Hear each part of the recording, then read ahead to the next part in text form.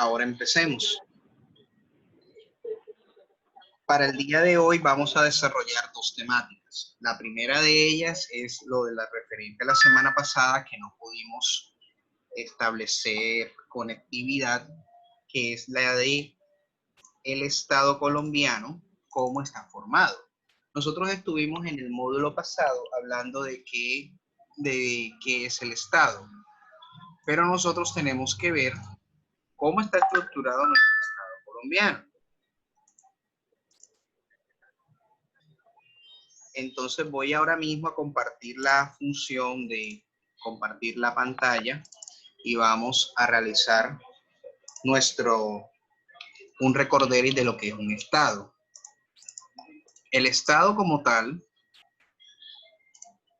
es una unidad política de organización.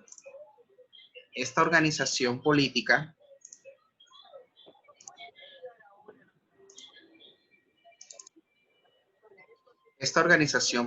se da como un conjunto de instituciones, que en este caso ya nosotros tenemos contempladas cuáles son nuestras instituciones, que son aquellas que ejercen un monopolio o es la que mantienen el orden durante todo lo que transcurre el tiempo de elección, porque nosotros nuestras autoridades en algunos de los casos las elegimos cada 4 años. Esos 4 años que se integran a nuestro ordenamiento jurídico son de cada una de las ramas que ejerce el poder aquí en Colombia, que es lo que nosotros estuvimos realizando con todas las ramas del poder público en ese ejercicio. Entonces nosotros tenemos que Colombia es un estado unitario. El estado unitario como tal es que una sola autoridad está en un solo centro. Ustedes saben que el centro de autoridad de nosotros es en Bogotá. Ustedes dicen, no, pero lo que pasa es que Bogotá es la que manda. Sí, pues obviamente Bogotá es la que realiza el tema de la planeación como estado, es lo que realiza la consecución de los recursos y dicen, todos tienen que ir a Bogotá. Pues nosotros como estado tenemos un estado unitario y ese estado unitario tiene unas características que para nosotros es algo muy ventajoso ante otros estados que mantienen dicha unidad. Por ejemplo, tenemos nuestra unidad en ordenamiento jurídico, solamente hay un solo órgano, que es en este caso el Congreso de la República, que es la que realiza las leyes. En Estados Unidos hay un cambio, dice, Estados Unidos somos un estado federal, pero cada estado es el que tiene que impartir sus leyes y sus órdenes en la jurisdicción de cada estado. Miren que cada uno de ellos, y a mí me gustaría los que tienen la oportunidad de verse en YouTube o vérselo por el canal Telemundo, a la famosa doctora Polo, que es la de Caso Cerrado. En Caso Cerrado ella tiene su estudio en Miami, pero como ella cuando le llegan los casos de otros diferentes estados, ella enseguida lo manifiesta y dice, yo no puedo meterme en un estado, en una jurisdicción totalmente diferente a donde yo estoy. Si yo me encuentro en el estado de la Florida, las leyes que me aplican para yo poder solucionar los casos es las leyes de la Florida. Cosa distinta que pasa con nosotros. Nosotros tenemos, aunque sea en Bogotá, Barranquilla, Medellín, Cali, Bucaramanga, Valledupar, Santa Marta, Riohacha, aplican las mismas leyes para todo el territorio nacional. Esa es la diferencia que nosotros tenemos con Estados Unidos. En Estados Unidos hay otras normas que pueden crear en distintos estados. Los estados que son netamente católicos en Estados Unidos, está prohibido el aborto. Casos como Nuevo México, Houston en Texas, que es el estado de Texas, Baja California, y esos estados tienen leyes totalmente estrictas porque es que ellos son 100% católicos. Por ejemplo, la adopción de parejas del mismo sexo no está permitido en ningún estado de esos que acabé de mencionar. Tampoco está permitido el aborto y tampoco está permitido el matrimonio de parejas del mismo sexo. Caso que es diferente a Las Vegas, que en Las Vegas permiten cualquier matrimonio del mismo sexo pero todavía no han permitido adopción. O sea, con casos tan controversiales, en muchos estados sí se puede hacer eso. Pero en un estado como Colombia, que tenemos una unidad en ordenamiento jurídico, no podemos hacer eso. Porque todo lo imparte desde un poder central, que en este caso es Bogotá. Tenemos unidad de autoridades gubernativas, la rama del poder ejecutivo. El ejecutivo tenemos la representación de autoridades locales y autoridades regionales y autoridades nacionales, que eso lo vamos a ver más adelante y que cada uno de ellos depende de Bogotá, que es el centro de control o el centro nacional de administración. Unidad de gobernados destinatarios del ordenamiento jurídico y decisiones y unidad del territorio. Y las decisiones que se tomen desde Bogotá afectan literalmente a toda la ciudadanía que está dentro del territorio colombiano. Si el presidente de la República realiza la sanción o la promulgación de una ley, aplica para todos los ciudadanos. Porque nosotros en este fin de Estado unitario nos permite a veces inclusive unificar para todo el Estado o para ciertos territorios, como es el caso de San Andrés y el Amazonas, que son las zonas más alejadas del país y que para llegar allá se necesita llegar por avión, que es la única fuente de ingreso al Estado o al territorio, a ese departamento. Dice la norma, para el departamento del archipiélago de San Andrés y Providencia hay exención de IVA en ciertos productos y servicios, porque la luz en San Andrés tiene que llevarse de tipo diésel, porque ahí se tiene que producir en una planta no hay plantas termoeléctricas, no hay plantas hidroeléctricas como tenemos nosotros en el estado como estamos aquí, que es el territorio de terreno de pie, de piso, que nosotros llamamos, porque ellos allá no tienen ese acceso.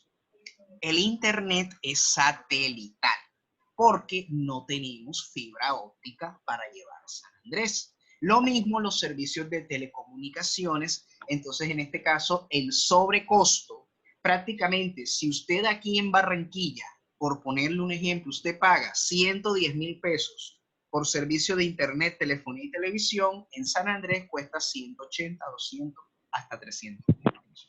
En San Andrés muy poco las personas que están privilegiadas en cancelar dicho servicio porque el sobrecosto que implica llevar esa infraestructura hace de que el Estado invierta y subsidie más ese servicio. Lo mismo pasa en el departamento de Amazonas. O sea, son las únicas dos excepciones que tenemos nosotros en el territorio nacional. Un solo aparato legislador, como lo acabé de decir. Las leyes las emana el Congreso para todos los departamentos de acá de Colombia. Porque nosotros acá, nuestra división política está los distritos especiales, están los departamentos, los municipios, los corregimientos, las veredas y los caseríos. Entonces, cada una de esas unidades está dependiendo de cierto orden o nivel jerárquico nacional. Miren que Bogotá, a pesar de que Bogotá está dentro del departamento de Cundinamarca, ellos no dependen del gobernador porque Bogotá es el distrito capital de Colombia. Tiene una cuestión o un ordenamiento totalmente especial, diferente al departamental.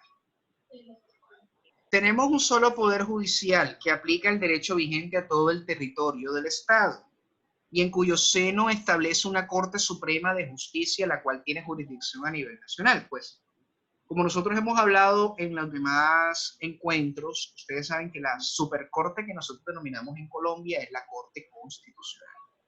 A pesar de que aquí en Colombia existen 3 altas cortes, pero de esas 3 altas cortes, la que más manda de todas, o la supercorte, en este caso la denominamos la Corte Constitucional, porque es la que salvaguarda la Constitución, y si ve que uno de los compañeros de esa rama, ya sea la Corte Suprema de Justicia, el Consejo de Estado o el Consejo Superior de la Judicatura cometen un error, sobre todo con el debido proceso, automáticamente ya tienen la obligación de actuar con respecto a esa situación.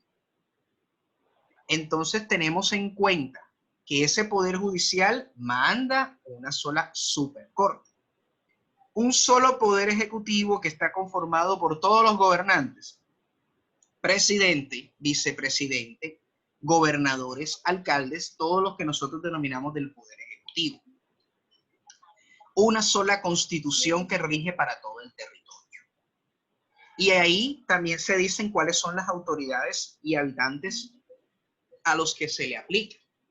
Porque Colombia, nosotros somos una república unitaria, pero nosotros respetamos lo referente a las autonomías que la misma Constitución otorga a los pueblos indígenas en aplicación de sus normas de tipo penal en su comunidad. Ustedes se dieron cuenta, por ejemplo, los casos de corrupción que hubo en Bogotá.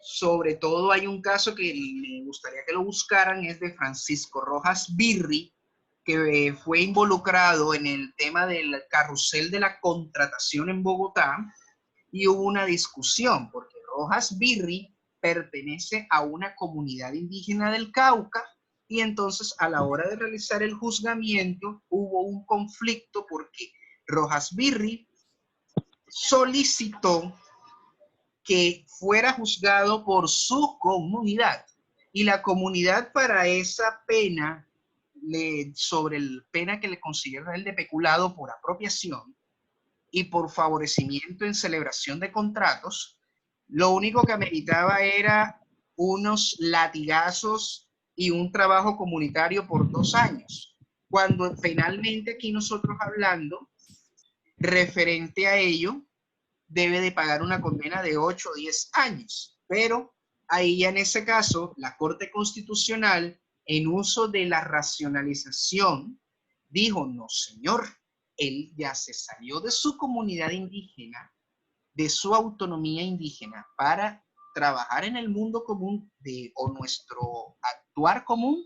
Él tiene que ser juzgado por normas completamente ordinarias y no por las indígenas. Entonces, en ese caso, ahí ya establece que la autonomía es respetada en cierto.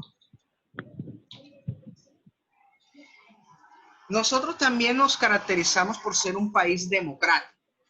La democracia es que participamos de manera indirecta o de manera directa, donde elegimos a nuestros gobernadores, nuestro presidente, los alcaldes. Ustedes cuando cumplan 18 años, ustedes son futuros ciudadanos colombianos la mayoría, y yo les voy a decir a ustedes, la recomendación más grande es: no deje de participar en los procesos electorales, porque usted, además de tener eso prácticamente es un derecho fundamental, pero también es un derecho o un deber moral que usted tiene que prestar. Muchos de nuestros papás, muchos de nuestras familias, a veces cuando nosotros no nos gusta ningún candidato, nosotros nos da pereza de ir a votar. O si no me dan por el voto, no voto. No, o sea, ustedes tienen que crear una nueva conciencia después de todo lo que ustedes están revisando, de decir, yo tengo que tener un deber con el Estado. Aunque yo les digo algo, es un deber satisfactorio. Por ejemplo, hay muchos que hablan, no, que tal X candidato ofreció plata. Sí, a mí no me ofreció plata, yo voté por convicción porque me gustó su plan de gobierno, porque todos los planes de gobierno de todos los candidatos tienen que estar publicados en las páginas respectivas donde establece acá el Consejo Nacional Electoral. Y resulta que, por ejemplo, mirando planes como de Petro o de Duque, igual, a mí el plan que a mí me gustó más fue el de Sergio Fajardo, y yo voté por Sergio Fajardo. Obviamente que en la segunda vuelta presidencial yo me incliné un poco más por Iván Duque. debido a que vimos que sus propuestas son buenas, listo. En este caso puntual nosotros vemos que es dependiendo de cuál hilo uno vea, porque realmente yo no soy ni de corriente izquierdista, ni de corriente de centro derecha, ni de centro izquierda, ni de centro.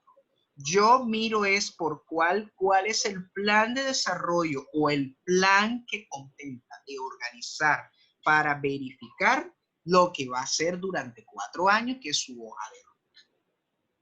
Por ejemplo, a mí tampoco, yo no me incliné tanto por Oscar Iván Zuluaga en las anteriores elecciones del 2014, pero sí me gustó la de Juan Manuel Santos.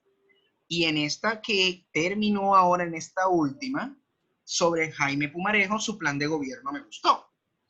Yo no soy de ala charista, pero miren que yo miro, listo, este propone tener una inversión ciudadana, inversión social, esto.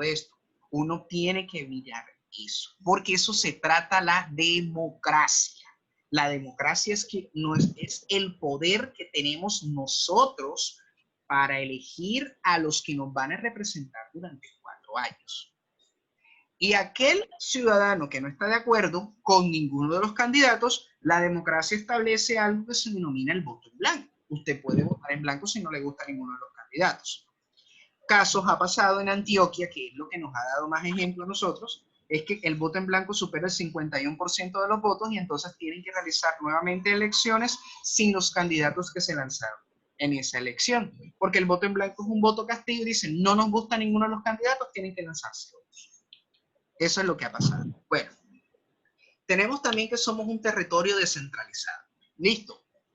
Bogotá es la cabeza, pero Bogotá no puede estar en todos lados. ¿Qué nos dice? Barranquilla, venga. Atlántico, venga. Usted tiene un plan de desarrollo. Muéstreme qué es lo que va a invertir. No, está en esto, esto y en esto. Listo. ¿Usted tiene presupuesto? Claro que sí, tenemos plata. ¿De dónde viene la plata?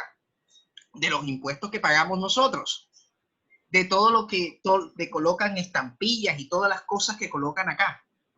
Esos ingresos que contribuyen, perdón, esos ingresos que ingresan a las arcas de cada uno de ellos, Barranquilla dice, yo tengo un presupuesto de 5 billones al año, señor presidente, pero yo requiero de realizarlo de Bogotá, requiero esto.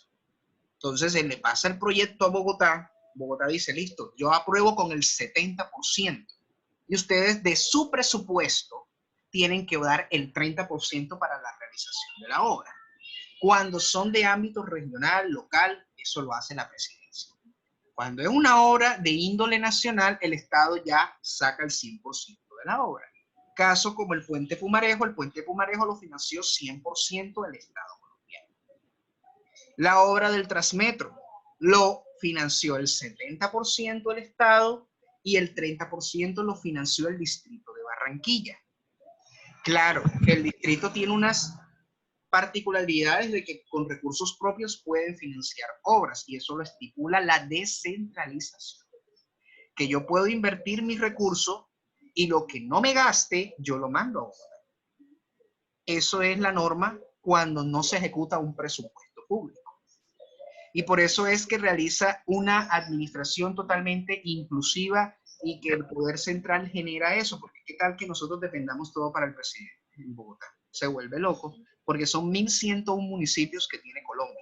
Imagínense ustedes que el presidente mande 1.100 autorizaciones de todo, lo que autorización de nóminas, de gastos, de pagar aseo, pagar empleados. Entonces, eso realmente es lo que nosotros decimos. Sí, somos un Estado unitario, pero tenemos descentralización de todas las entidades territoriales.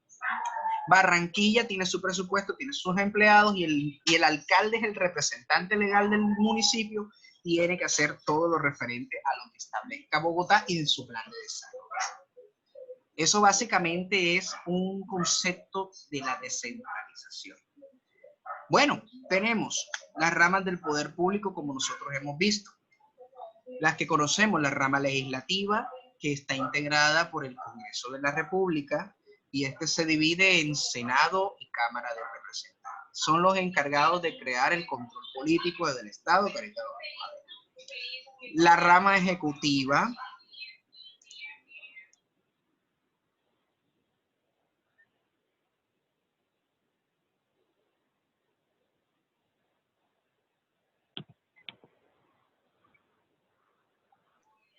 Listo. Entonces tenemos una rama ejecutiva que, como le estaba diciendo, se divide en un ámbito nacional, que en este caso manda el presidente de la República con su vicepresidente, los ministros y los departamentos administrativos y las superintendencias.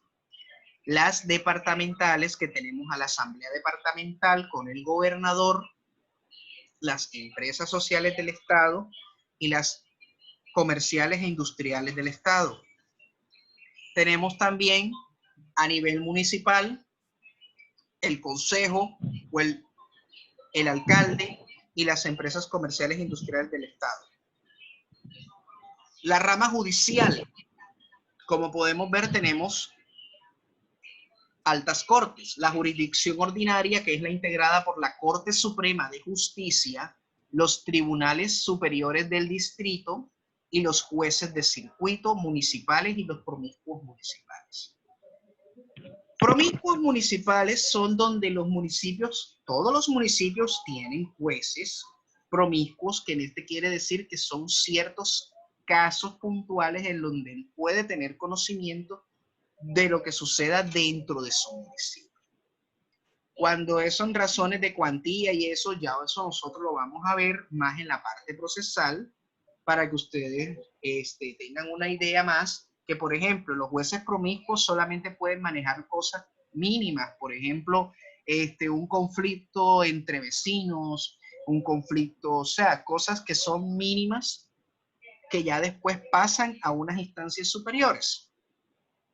Tenemos la jurisdicción constitucional, que ustedes saben que es la cabeza de la Corte Constitucional y es la única fuente donde todos los jueces de la República son constitucionales por naturaleza en el tema de las acciones de tutela, que eso es lo que nosotros ya vimos en el módulo pasado y se lo voy a reiterar. Usted que tiene un derecho que alguien se lo está vulnerando, usted se acerca a un juzgado cualquiera y el juzgado está en la obligación de recibir la acción de tutela. Puede recibirla un juez constitucional de cualquier índole, que somos todos, lo que son un juez municipal, un promiscuo, uno del circuito, uno penal, uno administrativo, cualquier juez de la República. Porque esa función y esa investidura se la da la jurisdicción constitucional. Claro que cuando hace un fallo, listo. Si a usted le gustó bien, si a la otra persona lo apela o lo impugna, listo, lo impugna y va al superior inmediato y ese superior, listo, lo confirma, lo revoca y entonces puede ser la Corte Constitucional la que tenga la última palabra en asumirlo mediante una sentencia de tutela, que son las sentencias tipo T. El Consejo de Estado en la jurisdicción contenciosa administrativa, también tiene los juzgados y los tribunales administrativos.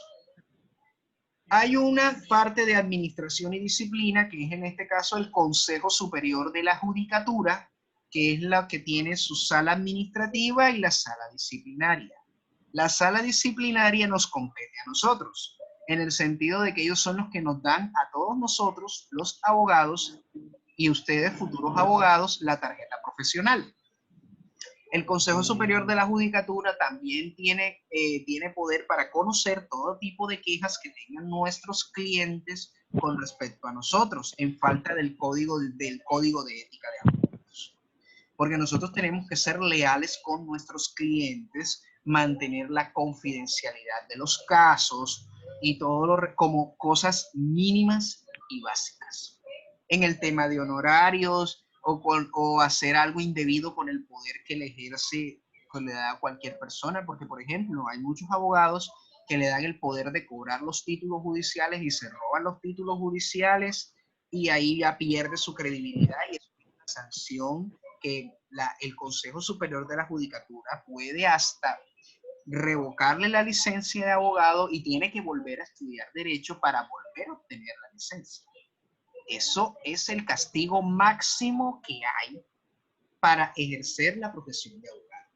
Si pierde la licencia de abogado, tiene que cumplir la sanción de 10 años de inhabilidad y volver, y durante todo ese tiempo él puede estudiar nuevamente derecho y para volver a obtener su licencia tiene que demostrar de que ya hizo nuevamente su carrera de derecho y aplicar un examen de suficiencia. O sea, todas esas cosas, por eso es que nosotros, esta profesión es muy bonita, pero también tenemos que cuidarnos, porque esta profesión para todos tiene los dolores de cabeza. Y les tengo un dato curioso, hay más abogadas que abogados, y las mujeres tienen un poder muy representativo durante todo este tiempo en las distintas cortes y lo mismo en la fiscalía.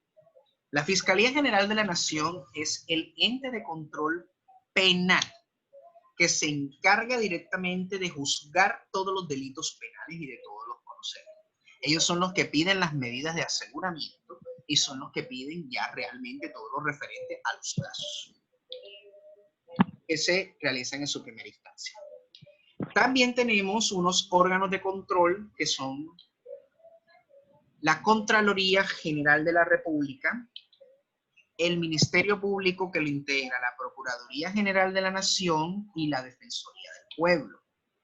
Los órganos electorales tenemos al Consejo Nacional Electoral y la Registraduría.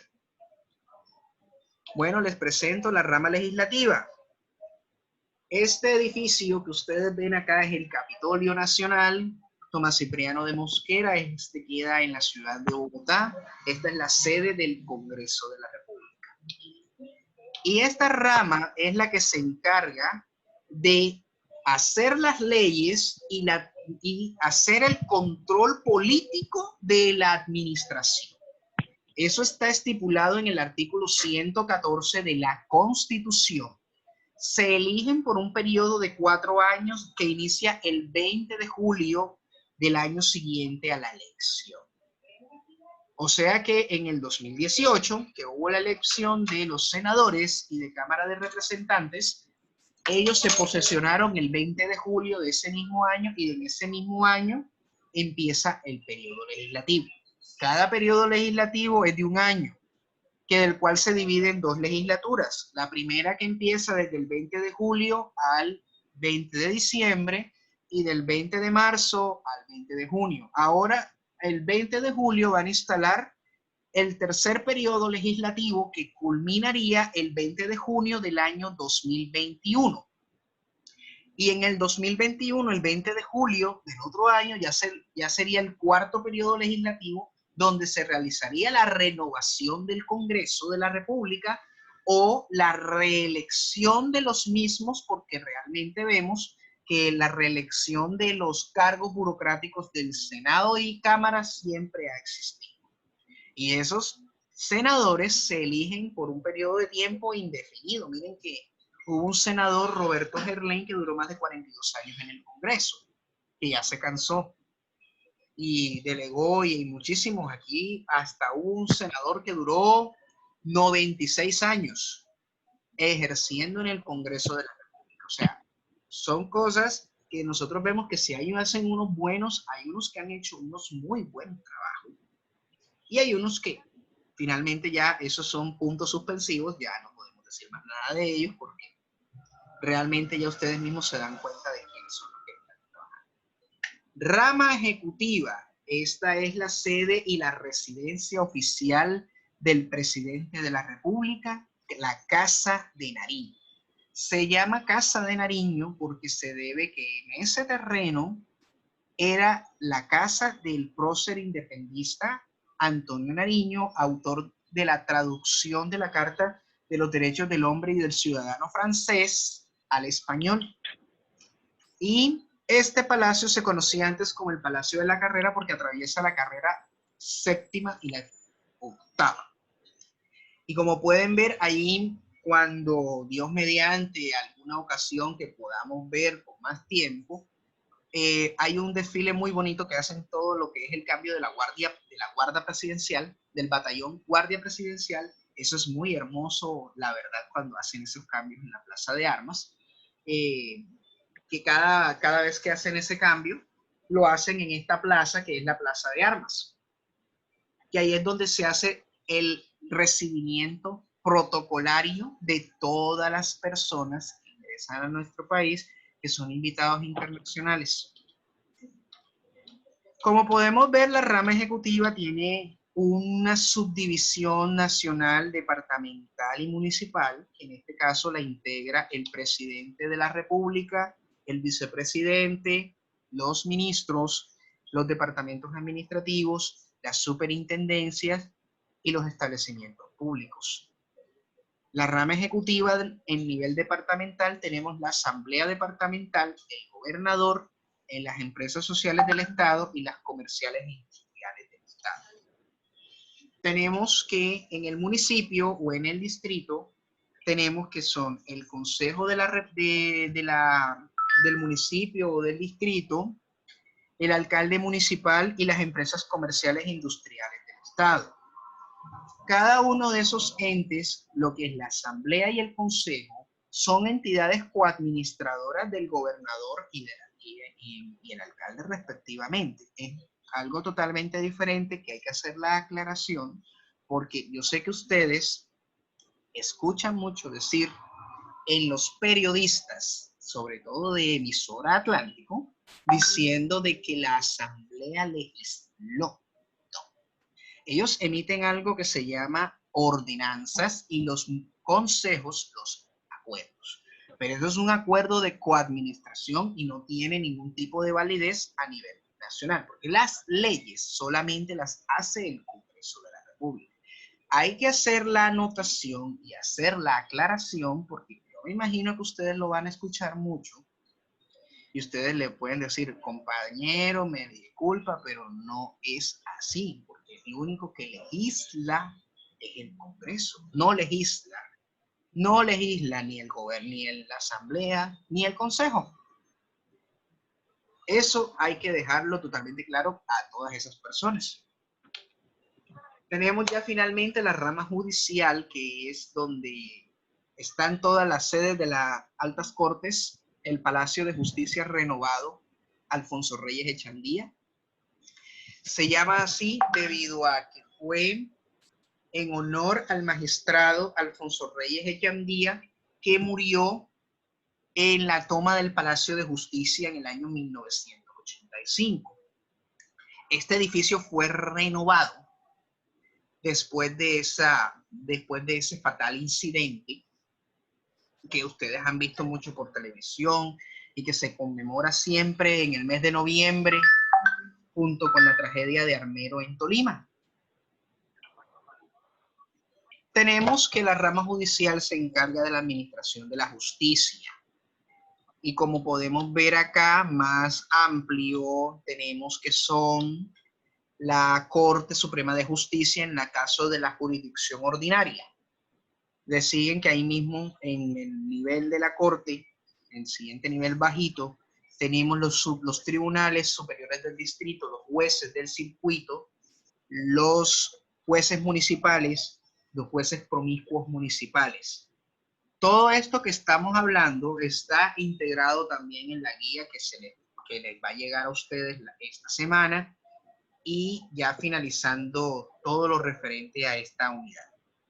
Todo esto lo tenemos para que ustedes tengan un poco más de visualización de todas estas actividades. Tenemos los órganos de control, la Contraloría, que podemos ver acá en las imágenes que tienen, las imágenes, que está la Contraloría, la Defensoría del Pueblo y la Procuraduría General de la Nación. La Contraloría, les vamos a hacer un claro, hay que hacer un término. Ustedes me imagino que en la Olímpica, cuando han ido a comprar y se trancan en una caja, ¿qué dice la cajera? Espérense un momentico que voy a llamar al fiscal. En este caso, el fiscal en la Olímpica es el que realiza el control de las cajas y lo que verifica en cada una de ellas. Lo mismo hace la Contraloría, hace el control fiscal. La palabra fiscal viene de fisco. Fisco quiere decir plata. ¿Qué es lo que me cuesta a mí como Estado? ¿En dónde invierto yo la plata? Entonces, aquí la Contraloría tiene el caso de que, por eso que ustedes han visto y que han hablado en el noticiero con respecto a las entidades de los contratos por tema de inversión por la urgencia manifiesta. Entonces ahí sale el Contralor diciendo, ya estamos ejerciendo el control fiscal preferente de la Contraloría, verificando los contratos. La Contraloría tiene la labor de hacer el control fiscal, que no se puede confundir con lo que hace la Fiscalía. Pero en este caso, cuando nosotros hablamos de que fiscal, porque podemos relacionarlo con la Fiscalía, pero aquí en este caso, la Contraloría, el control fiscal de la plata, lo hacen son contadores públicos certificados. No solamente mira las entidades públicas, también los particulares con funciones administrativas o cualquier ciudadano que administre recursos públicos. Por ejemplo, nosotros como System Center, también nosotros nos audita la Contraloría General de la República por el contrato de articulación. Nos audita todos porque es que eso es un control que hacen ellos, pero eso lo hacen de manera preferente cuando se encuentra alguna irregularidad. Mientras que cuando se realizan todos los informes, solamente lo llaman a relación a los particulares, como en este caso somos System Center, cuando en la auditoría que le hagan a Secretaría de Educación o la alcaldía dicen, miren, aquí System Center tiene este contrato, muy bien, ¿dónde está el soporte de contratación? Aquí está, muestre donde acredite la experiencia, aquí está, ¿cuánto usted hizo de presupuesto? Aquí está, ¿dónde está el certificado de disponibilidad presupuestal? Aquí está, ¿cuánto usted todo? Le tiene que aparecer todo, cuántos anticipos le dan, cuánto esto, o sea, absolutamente todo. Si pagaron los impuestos, porque cada contrato que realizan con las entidades tiene que pagar impuestos. Un impuesto que va directamente al Tesoro Nacional. Cuando se hablan de estampillas, esas estampillas, los porcentajes de esas estampillas que recauda el distrito, que recauda Gobernación, de ahí va un porcentaje para Bogotá. Y si no se demuestra que ellos están pagando eso o que nosotros no pagamos eso, enseguida ahí le mete la lupa a la Contraloría y le dice, ¿dónde está ese soporte? Lo mismo cuando uno tiene unas pólizas. Bueno, demuestre pólizas. O sea, eso es lo que se encarga la Contraloría. Y ellos tienen esa función preferente. El Ministerio Público tiene dos funciones en real. Controlar disciplinariamente y de fortalecer los derechos humanos. Que una de ellas que se encarga es la Procuraduría General de la Nación, cuando escucha una denuncia, por ejemplo, usted como funcionario público, le ponen una queja en la Procuraduría porque usted atenta con un derecho X y ese derecho tiene que estar contemplado en el Código Disciplinario. La Procuraduría se encarga de realizar el control disciplinario de mi actuar como servidor público. Pongamos un ejemplo. Resulta que Daniela es la rectora del Colegio Santo Domingo de Guzmán y resulta que le niega el derecho a un estudiante de graduarse de 11 grado por el simple hecho de que no aprobó el año por X circunstancias. Entonces, muchos de nosotros lo hacemos mediante tutela y resulta que cuando no contesta la tutela hay un incidente de desacato. Y entonces, obviamente, le hacen el incidente de desacato y luego lo remiten el expediente a la Procuraduría y la Procuraduría llama a relación a Daniela para que conteste por qué negó la tutela y por qué no contestó y por qué negó la graduación. O sea, todo eso todo tiene algo. Eso es un ejemplo hipotético, que en vida real no sucede. Porque en vida real, como ustedes saben, los rectores se cuidan mucho, todo el personal se cuida mucho de eso.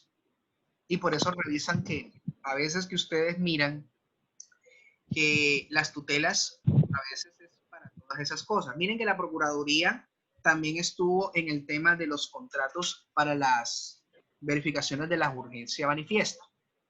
Entonces ellos miran que hacen un proceso paralelo con la Contraloría para poder juzgar y sancionar disciplinariamente, porque ellos tienen la facultad de suspenderlos del cargo y hasta destituirlo o inhabilitarlo hasta por 20 años para ocupar cargos públicos. Y la Defensoría del Pueblo se encarga de la promoción y la divulgación y protección de los derechos humanos frente a acciones ilegales, amenazas en todos los ciudadanos nacionales o extranjeros. Y de la mano con la Procuraduría, que para eso se encarga y lo que se transmite el Ministerio Público. Tenemos acá los órganos electorales y de registro civil, donde tenemos al Consejo Nacional Electoral y la Registraduría. El Consejo Nacional Electoral se encarga, junto con la Registraduría, de desarrollar las jornadas electorales, otorgar las credenciales en los cargos de elección popular, hacer el control de los partidos políticos y a su vez otorgar o revocar las personerías jurídicas y vigilar los topes de campaña.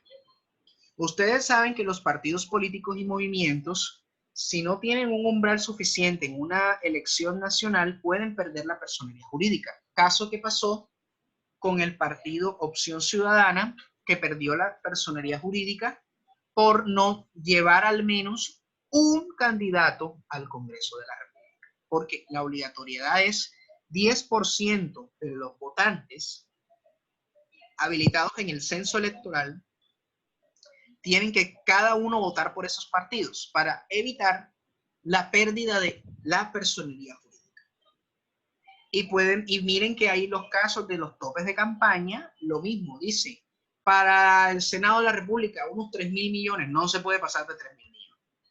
Si le fijan un tope al presidente de 15.000 millones, no se puede pasar de 15.000 millones. Si el alcalde, por ejemplo, un municipio de primera categoría, como es en este caso Barranquilla, no se puede pasar de 1.000 millones, ahí está. Entonces, tienen que ingresar todos la contabilidad a la página del Consejo Nacional Electoral para alimentar y hacer vigilancia, y ellos también pueden sancionar de manera preferente como la Contraloría y la Procuraduría. La Registraduría se encarga, además de realizar las elecciones y convocar los jurados de votación, es la que nos entrega a nosotros todos los documentos legales que nos acreditan como ciudadanos colombianos, en este caso la cédula de ciudadanía, la tarjeta de identidad y los registros civiles.